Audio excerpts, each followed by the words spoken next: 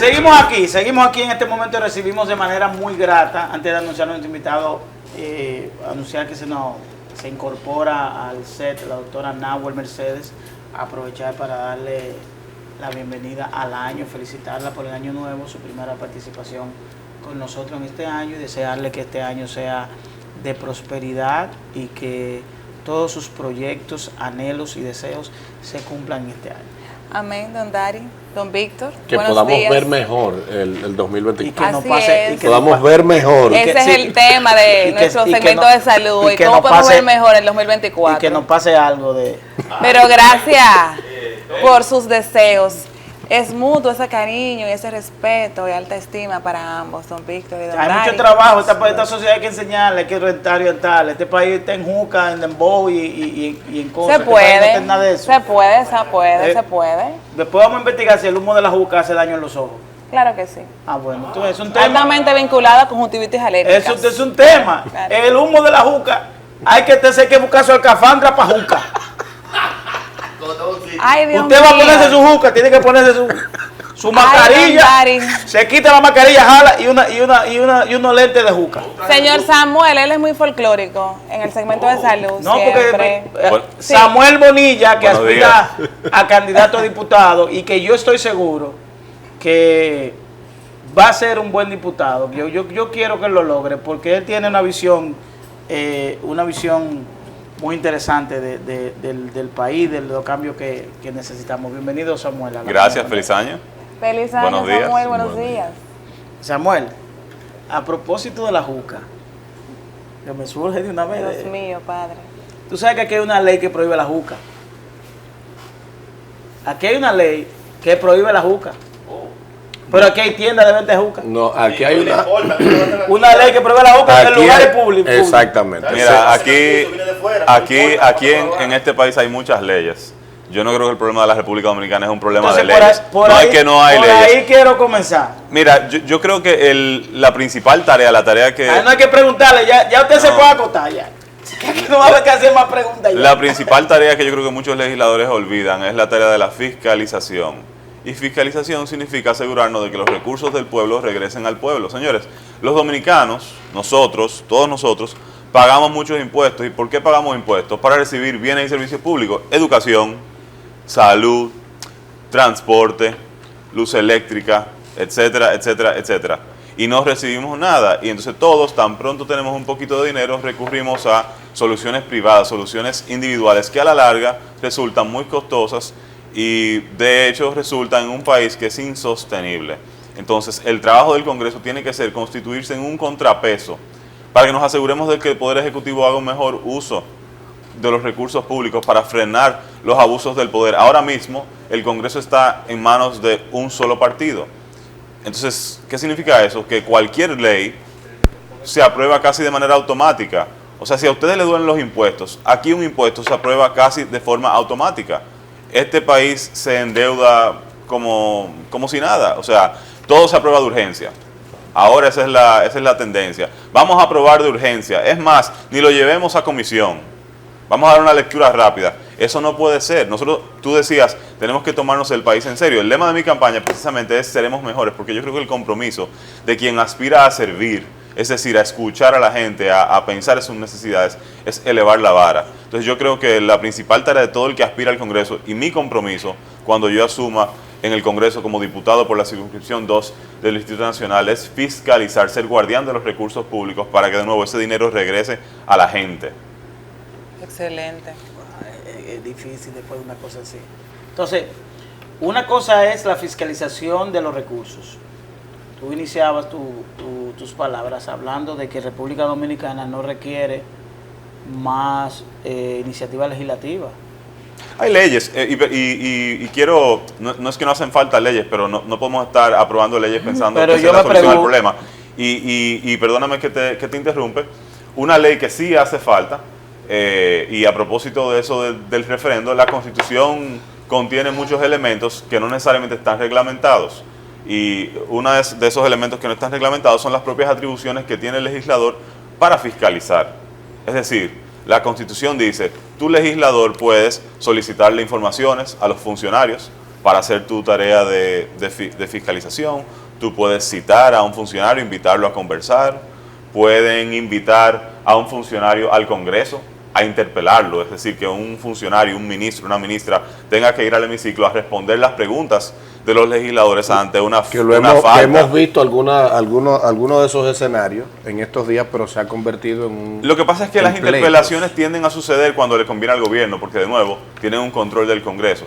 Y hasta un juicio político pudieran someter el Congreso, pero nada de eso está reglamentado. Entonces a mí me daría mucho miedo que aquí, de forma antojadiza, un Congreso, porque esté controlado por un partido, digo, vamos a hacer un juicio político a un funcionario que no nos caiga bien y que nadie sepa cómo. Yo siempre pongo el ejemplo de un diputado de mi partido, José Horacio Rodríguez, Sí. Que ante el asesinato, porque fue un asesinato de un joven en un destacamento de Naco, intentó interpelar, citó y luego intentó interpelar al director de la policía. Y el director de la policía hizo caso omiso. Entonces, ¿qué pasa cuando esa persona no responde? O sea, ¿dónde está el régimen de consecuencias? ¿Qué garra, qué fuerza tiene, de hecho, el Congreso? Entonces, por eso digo, tenemos que ser mejores y podemos ser mejores. Y no podemos normalizar lo mal hecho, no podemos normalizar la mediocridad. Ese es el desafío que tenemos los dominicanos. Pero sí y las tenemos dominicanas. referentes de que, por ejemplo, en este gobierno, de funcionarios que sí han ido voluntariamente a dar explicaciones sobre determinadas iniciativas, que yo creo que eso es un logro. De que Bueno, por lo Roberto menos- Álvarez, el canciller, Sí, Roberto Álvarez. presentó en el Senado, es un muy buen ejemplo. El ministro de la presidencia, Joel Santos, que fue a hablar sobre el contrato De acuerdo. pudo haberlo no hecho, es decir, pudo haberlo no hecho o pudo haber asistido a solicitud del Congreso Nacional y lo hizo de manera voluntaria. Yo creo que de acuerdo. son iniciativas interesantes. Cuando yo hablo de las leyes, me refiero, ¿hasta qué punto el Congreso Nacional debe crear los mecanismos de fiscalización legislativa? Hoy por primera vez, hay una comisión que fiscaliza una ley. La Comisión de Derechos Humanos, que es presidida por Dionisio. ¿Dionisio es del partido de ustedes? No, Juan Dionisio es de Frente Amplio. De Frente Amplio. Juan Dionisio es el presidente de la Comisión de Derechos Humanos y preside esa comisión. Dentro de su prerrogativa está en el proceso de fiscalizar el cumplimiento de la ley 6317, que es la ley de tránsito, movilidad y seguridad vial. Yo creo que nosotros debemos ampliar ese mecanismo. Aquí nosotros tenemos leyes, mecanismos, no sabemos si las leyes se cumplen, pero también cuando sometemos una iniciativa de ley, no investigamos el marco legal que estamos afectando. Por ejemplo, si tú promulgas una ley, pero tú tácitamente no derogas la ley que pudiera coincidir con ella, esa ley se mantiene vigente. Bueno, yo creo que el Congreso tiene mucho que mejorar en términos de la propia gestión del Congreso. Incluso no hay un depositorio único donde tú puedas encontrar las leyes con las enmiendas hechas Sí, en ese no hay único no hay documento forma que esté autorreferenciado. Yo creo que, por ejemplo, el Congreso es muy grande. O sea, yo no creo que nosotros necesitamos 190 legisladores. No creo que necesitamos 190 ¿Cómo, diputados. tú quieres disminuir la cantidad de diputadas. No, yo te estoy hablando desde como tu propia... genuinamente, como muy honestamente. Yo creo que son muchos legisladores. Yo creo que, por ejemplo, hace falta invertir en las capacidades legislativas, en el apoyo que reciben los legisladores. ¿Cuántos legisladores tú crees que deben ser? ¿32 diputados? Y No, 32 senadores. pero por ejemplo 150 diputados yo creo que es más que suficiente, pero a lo que me creo que 150 150 diputados, 150, es decir, más que eliminar suficiente. 40. Eliminar Pero 40. por ejemplo, tú como diputado necesitas apoyo legislativo, necesitas del expertise de mucha gente. ¿Por qué? Porque yo soy economista, pero me especializo en temas sociales, me especializo en temas educativos, por ejemplo. Pero yo no tengo que ser experto en medio ambiente, ni tengo que ser experto en temas marítimos, ni tengo que ser experto en temas fiscales, pero yo sí debo poder asesorarme. Entonces, por un lado, ahí vuelvo a la importancia de diversificar, de fraccionar la composición del Congreso para que no puedan aprobar proyectos de urgencia, para que los proyectos se estudien, pero también los diputados deberían tener personas a su lado que sí manejen esos distintos temas para que puedan darse la tarea de estudiar los proyectos y de que se den conversaciones importantes en el hemiciclo. Ahora mismo el dinero que reciben los diputados para contratar apoyo legislativo es muy pobre, es muy bajo. Lo que pasa es que cuando el Congreso hace tan pobre trabajo, es difícil hablar de aumentarle la cantidad de recursos que El le sirven los presupuesto. legisladores para ese tipo de... ¿Tú entiendes que es mediocre el trabajo que hacen los diputados? Yo creo que sí. O sea, a ver, hay una crisis de representación. Tenemos el país forrado de vallas. Ajá. ¿Qué piensan esos candidatos y esas candidatas? Ustedes hablaban de unas elecciones ahora en febrero, Sí. elecciones municipales. Sí. Y nosotros tenemos a una incumbente en la alcaldía del distrito, pero nosotros no sabemos lo que ella piensa sobre los desafíos que tiene esta ciudad, Ah. que es una ciudad enorme, saturada. O sea, yo quisiera que ellos hablen, por ejemplo, de los problemas de la gestión de los residuos sólidos. O sea, tú vas a mi circunscripción, la circunscripción 2, y la circunscripción está bañada en basura. Los frentes de las casas y de los negocios, de hecho, son vertederos. Pero no porque la gente es poco educada, no, es verdad que hay que educar a la ciudadanía, pero no hay infraestructura para gestionar los residuos sólidos. Entonces, ahí hay un problema serio. El problema de la cañada, ese es un problema serio, el problema del drenaje pluvial. Y como alguien bien decía hace un ratico, ese es un problema que requiere de muchos recursos y por lo tanto también va a comprometer al Congreso, porque probablemente vamos a tener que aprobar préstamos para poder resolver el problema del drenaje pluvial. Y va a requerir incluso esfuerzos de mancomunidad, de organización entre distintos organismos. ¿Por qué?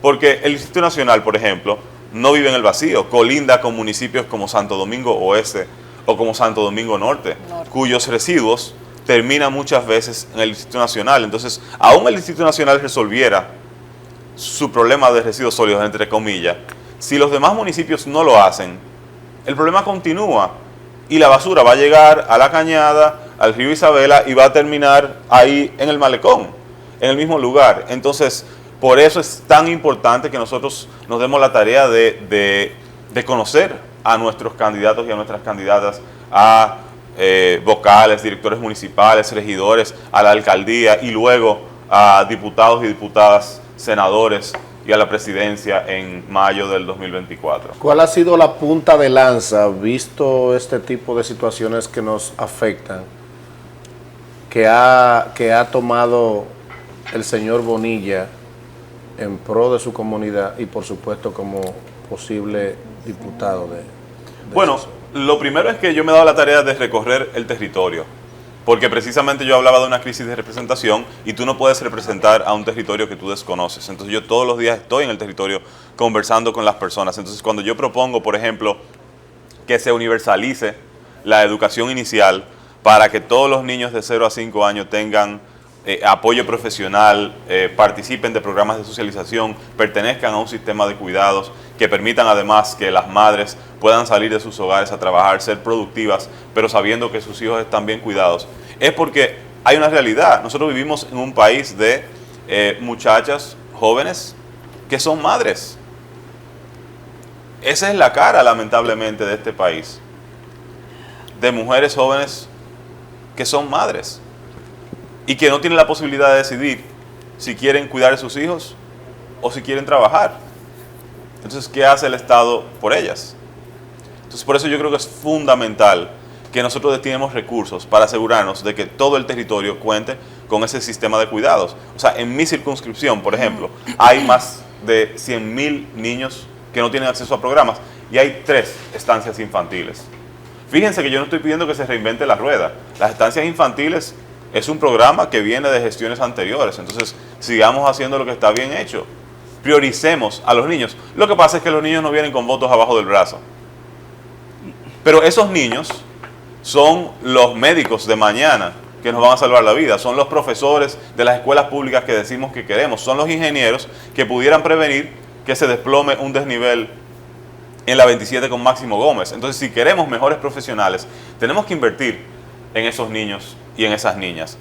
Ese es mi llamado, que prioricemos la educación pública para que no dependa de que si yo tengo recursos o no, yo tenga acceso a ese derecho fundamental. Partiendo de ahí, Samuel, ese último comentario acerca de la maternidad, de la buena educación, de que esos niños realmente tengan un excelente desenvolvimiento y a futuro tengamos excelentes profesionales, no profesionales, sino en lo que se dediquen lo hagan bien.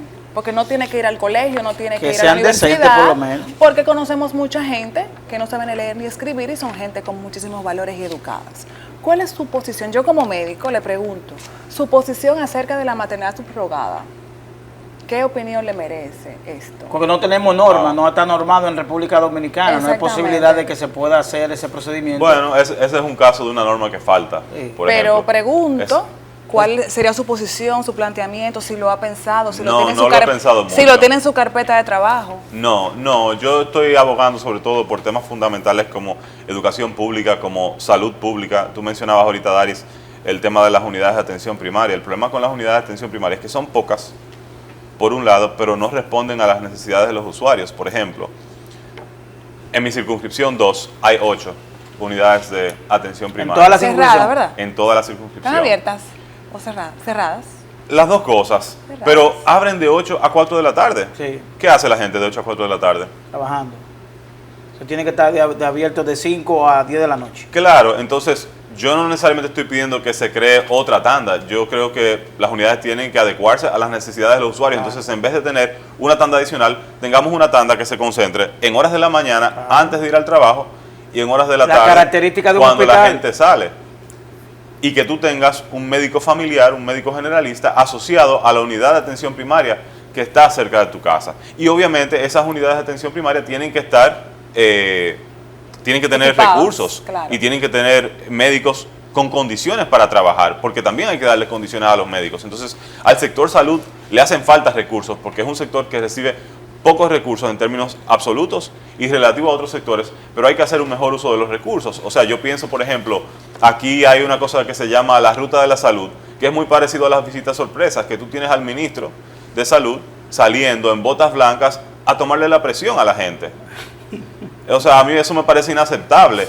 En lugar de estar promoviendo la medicina preventiva, tú piensas, por ejemplo, en la crisis de dengue. Es más barata. En la crisis de dengue, los brotes de dengue se dan sobre todo en el verano, en los meses de junio, julio. Es una Entonces, enfermedad prevenible, Samuel. y es prevenible, pero Es las campañas se educar. tienen que hacer meses antes, Exacto. a principio de año. Pero ¿cuándo se hacen las campañas aquí? En Cuando agosto, en está septiembre, en octubre. cuando Por eso en el está buena. 2002 y el año pasado tuvimos una crisis con el dengue. Y eso son cosas que sabemos que vienen, son cíclicas.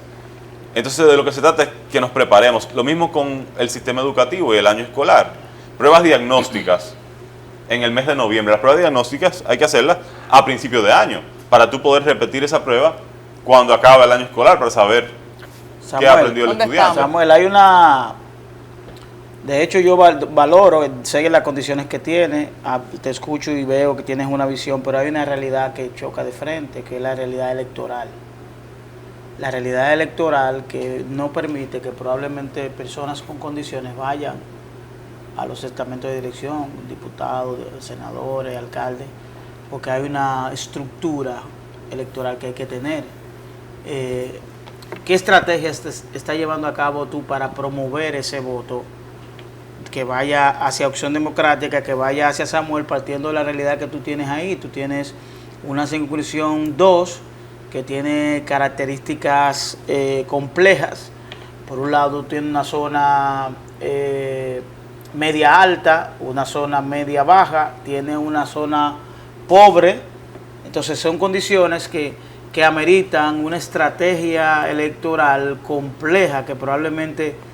¿Cómo tú estás haciendo? ¿Qué estrategia tú estás llevando a cabo para motivar el voto hacia ti? Bueno, yo creo que hay que hacerlo todo. Uno tiene que ponerse todos los sombreros. Por un lado, yo creo que las propias propuestas tienen que ir en la dirección de facilitar la participación de la gente. Y mi primera propuesta como candidato fue un proyecto de ley que yo le deposité a mi compañero de partido, el diputado José Horacio Rodríguez, y fue un proyecto de ley que haría obligatoria la celebración de los debates presidenciales. No que todo el mundo tiene que participar, sino que la Junta tiene que organizar debates presidenciales. ¿Por qué? Porque lo menos que tú puedes esperar de una persona que aspira a servir al pueblo, que aspira a dirigir el país, es saber lo que piensa, qué le propone. Entonces nosotros tenemos que lograr que las ideas tengan un rol más protagónico en estas elecciones. ¿Qué proponen los candidatos legislativos? ¿Qué proponen los candidatos que van a dirigir la ciudad? Entonces, a nivel de propuestas, yo creo que hay mucho que hacer. Por ejemplo, reformar la ley de régimen electoral, precisamente para... Yo fuera tú no me metiera para allá para facilitar la participación de la gente. Sánchez la fe para allá. Pero después... que le meta ahí para que no te coman vivo esa gente. Pero todo lo contrario, me han abierto los brazos. Se te van a abrir los brazos y tú sabes para qué. No, yo creo que no. Ahí tú tienes que ir con tu sobrecito y no hay nada. No, hay eso nada. no es cierto. No. Eso no es cierto. Yo no subestimo a la gente. Pelado, así. Tú vas a los barrios y ellos te dicen, yo no quiero 1.000 pesos, yo no quiero 1.500 No, pesos. tú quieres Yo 2.000. yo lo que quiero es trabajo. Ok. Te dice la gente, yo lo que quiero es trabajo. Eso te lo dice una parte Eso es la excepción. muy No, mínima. no, lo dicen las personas en situación de pobreza. Lo que pasa es que ellos, cuando piensan en trabajo, por lo general piensan en trabajo público. Vamos a porque invitar- los propios partidos han acostumbrado a la gente a decir que trabajo es un cargo en el Estado. Vamos a invitar 3 candidatos a diputados de la circunscripción 3. 2. Ya está convocado. Vamos a invitar a uno del PRM y vamos a invitar a uno del PLD. Para Fantástico. que hagamos un debate sobre Ok. la realidad electoral de ahí. Claro. Tú sabes que yo me salí de la trampa, ¿verdad? Y yo estuve ahí. Yo sé lo que salía a buscar un voto.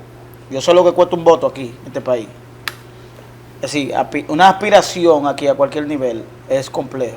Sí, es mucho trabajo. Es complejo. Es una sociedad complicada. pero este país lo vale. ¿Tú bailas dembow? No, yo no bailo No va dembow. para Yo allá, para yo enseñar la tengo que feria, si no bailar baila dembow. dembow. Salsa, ¿tú bailas? Me encanta la salsa. Bueno, hay una zona de salsa. Voy a la zona de salsa, pero no vaya a la zona de dembow. Pero la gente no quiere que yo vaya a bailar dembow. La gente quiere que yo le hable de los problemas que le afectan. Sí, eso es farándula de la política. La farandulización de la política. Gracias, Samuel. A Desearte ustedes. éxito en esa jornada, es una jornada compleja. Yo sé que los parámetros de decisión electoral tienen que cambiar en el país porque eso permite que gente con talento pueda ir a discutir ahí abajo, dejar de beber café. En el Congreso Nacional se consume más café que en la victoria. Mira, yo creo que llega un momento en la vida donde tú te das cuenta de que o tú participas o te dejan fuera y toman decisiones sin Por ti. ti, Y los eso, jóvenes tienen que eso. entrar y participar. Gracias, Samuel. La conversación no continúa por falta de tiempo. Gracias y éxito. A ustedes gracias por la audiencia. Nos vemos mañana viene. Mañana es Así viernes. Ay, sí, a ti te toca Te mañana. podemos recibir mañana. Ok, nos vemos mañana. Yo vengo mañana.